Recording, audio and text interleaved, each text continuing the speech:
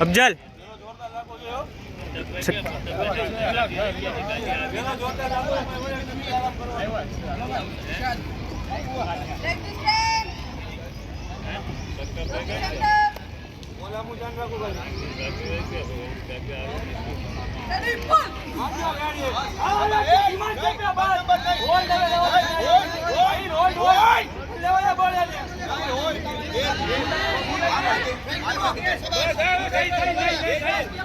क्या बात है। दोनों टीम आ तरफ રાજકોટ પોતાની તરફ મહેનત કરી રહી છે, અમરેલી પોતાની તરફ મહેનત કરી રહી છે। એક સાથે સ્ટ્રેન્થ અને તમામ ખેલાડીઓનું જોશ એક ઉત્તમ પરિણામ પ્રાપ્ત કરવા માટે ખૂબ અનિવાર્ય હોય છે।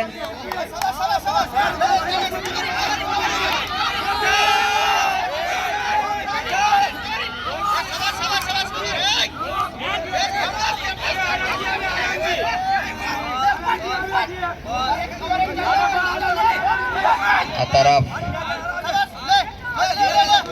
અમરેલી